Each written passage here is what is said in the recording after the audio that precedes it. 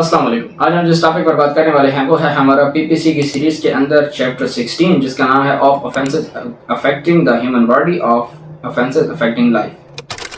इसके अंदर सेक्शंस आते हैं 299 से लेकर 338H तक, और आज की वीडियो के अंदर हम डील करेंगे सेक्शन 299 से 302 तक। तो शुरू करते हैं सेक्शन 299 से।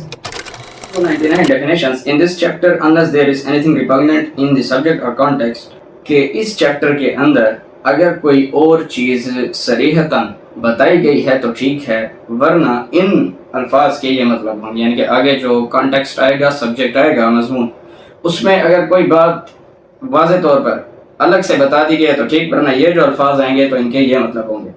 Adult means a person who has attend the age of 18 years. Adult से मुराद होगा जिसने 18 साल की उम्र हासिल कर ली। Arsh means the compensation specified in this chapter to be paid by the victim or his heirs under this chapter. अर्श एक कंपनसेटरी पनिशमेंट है, पैसों वाली सज़ा है जो कि जिसको चोट लगी है उसको दी जाती है, और जिसने चोट ज़रर पहुंचाई है वो पे करता है। Authorized medical officer means a medical officer or a medical board, however designated, authorized by the provincial government. सूबाई हुकूमत कोई मेडिकल ऑफिसर या मेडिकल बोर्ड जो बनाएगी उसको ऑथोराइज्ड मेडिकल ऑफिसर कहेंगे। दमान means the compensation determined by the court to be paid by the offender to the victim for causing hurt not liable to अर्श। अब हर्ट के लिए जो सज़ा दी जाती है वो अर्श होती है। जो भी किसी को हर्ट पहुंचाएगा, आगे हर्ट का चैप्टर आएगा तो उसमें जो सज़ा होगी वो अर्श होगी। अब जिस चोट की सज़ा अर्श नहीं बताई गई उसकी फिर सज़ा अदालत मुकर्रर करेगी और उसको दमान कहते हैं। Government means the provincial government, सूबाई हुकूमत मुराद है। इकराह ताम means putting any person, his spouse और any of his blood relations with in the prohibited degree of marriage in fair of instant death और instant permanent impairing of any organ of the body और instant fair of being subjected to sodomy और जिना bill जबर। इकराह ताम कहते हैं दबाव में डालना, किसी को खुद उसके या उसके किसी स्पाउस यानी कि उसके किसी खूनी रिश्ते, ऐसा रिश्ता जिसके साथ शादी नहीं हो सकती, यानी कि महरमात, उसका महरम, उसकी वालदा, उसकी बहन, जो महरमात हैं, इन लोगों को या उस बंदे को खुद मौत के खौफ में डालकर, इतलाफ उज़्व के खौफ में डालकर, या सोडोमी गैर फितरी गुनाह उसके खौफ में डालकर, या जिना बिल जबर इसके खौफ में डालकर कोई काम कराया जाएगा तो इसको कहेंगे इकराह ताम। किसी बंदे को कहा जाएगा कि हमारा फलां काम करो वरना तुम्हें या तुम्हारे किसी घर वाले को हम क्या करेंगे, या मार देंगे, या उसका कोई उज़्व काट देंगे, या उसके साथ गैर फितरी गुनाह करेंगे, या उसके साथ जिना बिल जबर करेंगे, तो इसको कहा जाएगा इकराह ताम। इकराह नाकिस means any of the form of duress which does not amount to इकराह ताम। इकराह नाकिस से मुराद है कि इकराह ताम के अंदर जो चीज़ें बताई गई हैं उसके अलावा जितनी भी चीज़ों का खौफ देकर आप करेंगे वो इकराह नाकिस होगा। Minor means a person who is not an adult, जो अडल्ट नहीं होगा, बालिग नहीं होगा, उसको माइनर कहा जाएगा। कत्ल means causing death of a person, कत्ल से मुराद किसी की मौत वाक़ करना। किसास means punishment bye causing similar hurt eight same part of the body of the victim as he has caused to the victim और bye causing his death if he has committed कत्ल अमद and in exercise of the right of the victim और ए वली।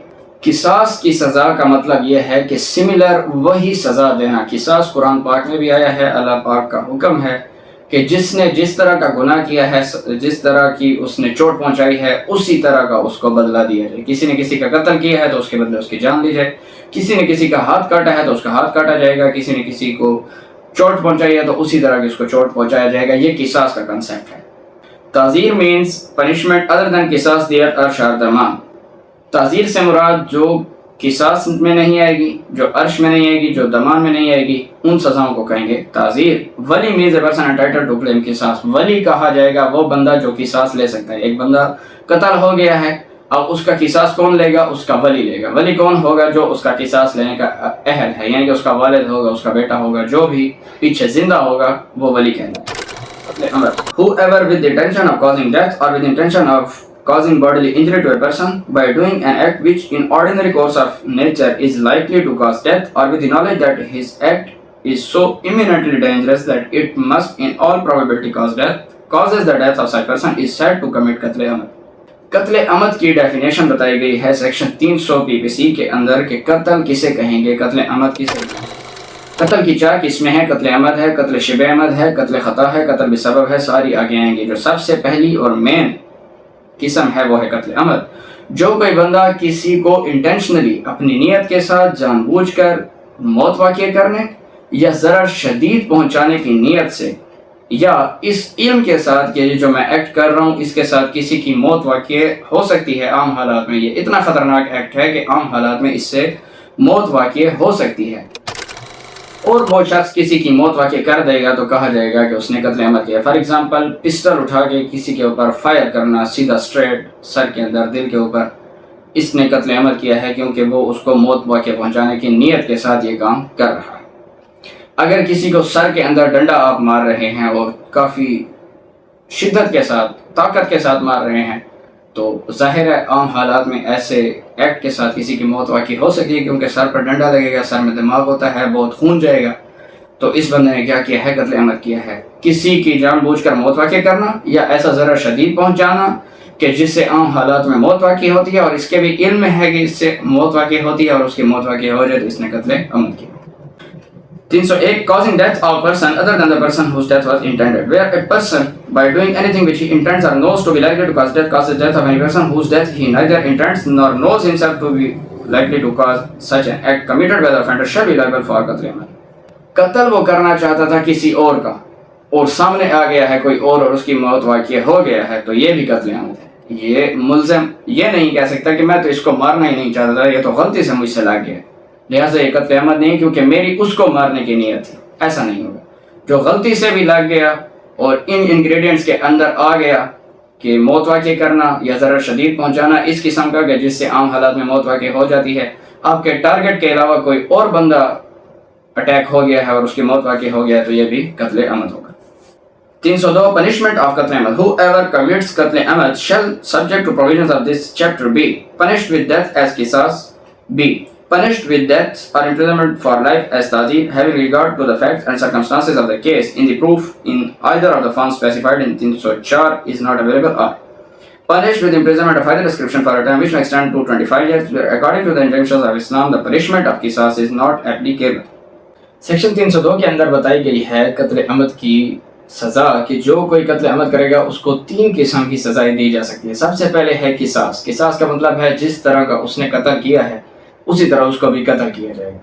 Be میں ہے death دی جائے گی یا پھر اس کو لائف امپریزنمنٹ دی جائے گی ایز اے تعزیر، قصاص نہیں۔ اے میں قصاص کے طور پر، بی میں تعزیر کے طور پر اس کو سزائے موت بھی دی جا سکتی ہے، اس کو عمر قید بھی دی جا سکتی ہے۔ اگر قصاص والا پروسیجر جو 304 کے اندر بتایا گیا ہے جس کے مطابق قصاص انفورس ہوتا ہے اگر وہ پورا نہیں ہو رہا تو سیکشن 304 کے اندر بتایا گیا ہے کن صورتوں میں قصاص کو ہم انفورس کریں گے، یعنی کہ قصاص لگتا ہے لیکن قصاص کو انفورس کیسے کیا جائے گا وہ 304 میں بتایا گیا ہے۔ اگر وہ والا کرائٹیریا پورا نہیں ہوتا تو اس کا مطلب یہ نہیں کہ ملزم کو اگر قصاص نہیں دیا جا سکتا تو اس کی جان چھوٹ گیا اور گھر چلا جائے گا، اس کو تعزیر دی جائے گی اور تعزیر میں اس کو سزائے موت بھی دی جا سکتی ہے اور عمر قید بھی دی جا سکتی ہے۔ 302 بی کے اندر یہ بتایا گیا، اور جتنی بھی سزائیں ہمارے یہاں ہو رہی ہوتی ہیں وہ 302 بی کے اندر ہو رہی ہوتی ہیں کیونکہ قصاص کا کرائٹیریا بہت مشکل ہے، وہ پورا نہیں کیا جا سکتا۔ اور سی کے اندر بتایا گیا ہے 25 سال تک قید اس کو دی جائے گی اگر قصاص اپلیکیبل نہیں ہوتا۔ 302 بی کے اندر بتایا گیا ہے کہ قصاص اپلیکیبل ہوتا ہے لیکن انفورس نہیں ہو سکا۔ سی کے اندر بتایا گیا ہے کہ بالکل اپلیکیبل ہی نہیں ہوتا۔ یہ کن کیسز میں ہوتا ہے؟ یہ ہوتا ہے سیکشن 306 پی پی سی کے اندر بتایا گیا ہے کہ قصاص کن کیسز کے اندر اپلائی نہیں ہوگا۔ اس کی پرووائزر ہے جس میں بتایا گیا ہے provided that nothing in clause C shall apply where the principle of fasad fil arz is attracted and in such cases only clause A or clause B shall apply۔ لیکن پرووائزر کے اندر بتا دیا گیا ہے کہ اگر اس نے قتل ایسا کیا ہے جو فالوی 302 سی میں ہوتا تھا اور اس کو سزا 25 سال تک دی جاتی لیکن فساد فی الارض والا قتل اس نے کیا ہے تو پھر اس کو سی والی سزا نہیں دی جائے گی، پھر اس کو اے اور بی دی جائے گی کیونکہ سی میں صرف 25 سال تک قید ہے، سزائے موت نہیں ہے، لائف امپریزنمنٹ نہیں ہے، لیکن اے اور بی کے اندر ڈیتھ بھی ہے اور لائف امپریزنمنٹ بھی ہے، اور فساد فی الارض کا جو جرم کرے گا تو اس کو ڈیتھ دی جائے گی یا لائف دی جائے گی، اس کو سی والا نہیں دیا جائے گا۔ اور سی کے اندر کون سے کیسز فال کرتے ہیں؟ ایک تو میں نے بتا دیا کہ 306 والے کیسز فال کرتے ہیں سیکشن 306 میں، ٹھیک ہو گیا۔ اور دوسرا سیڈز کا ایک فارمولا ہے SEEDS۔ سب سے پہلے ایس یعنی کہ سڈن پرووکیشن، اگر کسی نے سڈن پرووکیشن فوراً اور اچانک اشتعال اس کو آ گیا اور اس نے کسی کا قتل کر دیا، اس کو سی میں فال کیا جائے گا، اس کو سزائے موت اور عمر قید نہیں دی جائے گی۔